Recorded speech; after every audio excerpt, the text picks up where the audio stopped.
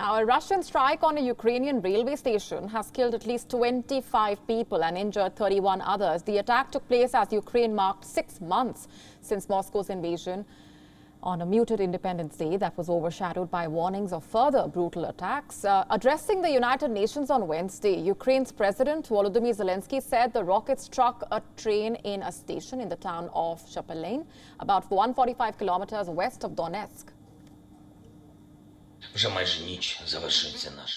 There are no such bombs that can erase freedom, and there will never be such missiles that can break the will of the people who believe in themselves. Chaplyne is our pain today. As of this moment, there are 22 dead, 5 of them burned in the car. An 11-year-old teenager died. A Russian missile destroyed his house. Search and rescue operations at the railway station will continue.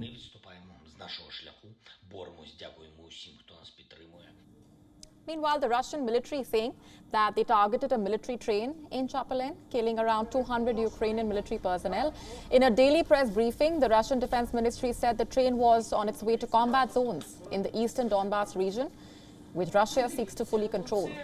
And Moscow also said that it had destroyed 8 Ukrainian fighter planes in strikes against air bases in Ukraine's Poltava and Dnipropetrovsk regions.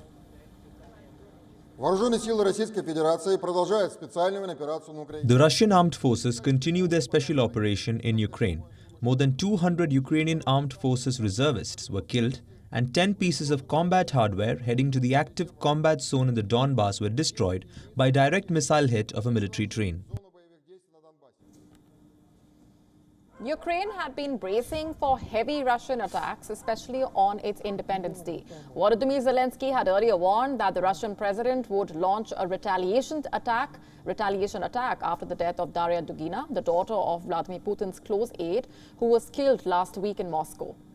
Meanwhile, the Ukrainian president and the Russian envoy to the UN engaged in a war of words on Wednesday at the United Nations Security Council. Zelensky lashed out at Russia for its invasion of Ukraine and warned the world of a radiation catastrophe at Europe's largest nuclear plant, currently under Russian control in Ukraine.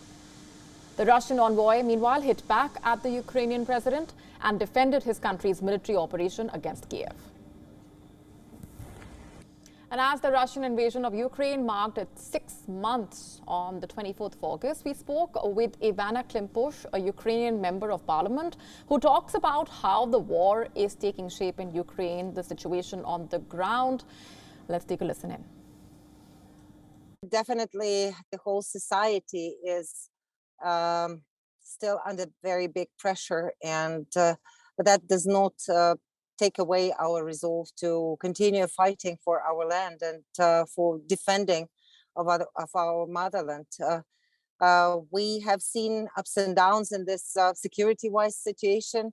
Obviously, we're happy that the enemy has been pushed away from Kyiv, Sumy, Chernihiv regions, but we also see that they are in some areas in the east are progressing, and in some southern areas also we have a fearful fighting continuously ongoing.